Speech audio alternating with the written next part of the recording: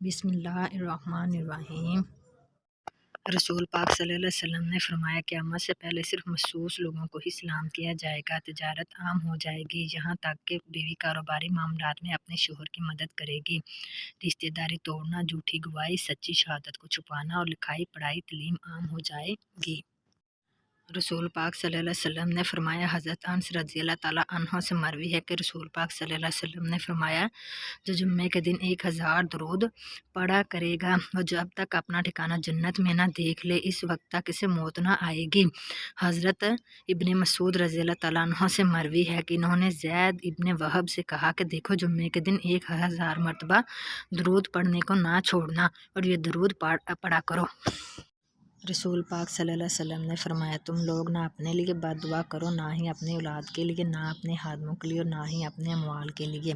کہیں ایسا نہ ہو کہ وہ گھڑی ایسی ہو جس میں دعا قبول ہوتی ہو اور اللہ تمہاری بد دعا قبول کر لے۔ رسول پاک صلی اللہ علیہ وسلم نے فرمایا، جب آدمی بسم اللہ پڑھ کر اپنے گھر میں داخل ہوتا ہے اور بسم اللہ پڑھ کر کھانا کھاتا ہے تو شیطان اپنے چیلوں سے کہتا ہے کہ اس گھر میں تمہارے لیے کھانا ہے، نہ ہی اس رات کو ٹھکانا۔ اور اگر گھر میں داخل ہوتے وقت بسم اللہ نہیں پڑھتا تو شیطان اپنے ساتھیوں سے کہتا ہے، خوش ہو جاؤ کہ تمہیں رات کا ٹھکانہ مل گیا۔ اور اگر کھانا کھاتے وقت بسم اللہ نہیں پڑھتا تو وہ کہتا ہے، تمہارے کھانے کا بھی بندوبست ہو چکا ہے۔ رسول پاک صلی اللہ علیہ وسلم نے فرمایا، بلا شبہ مجھے رکوع اور سجدے کی حالت میں قرآن پڑھنے سے منع کیا گیا ہے۔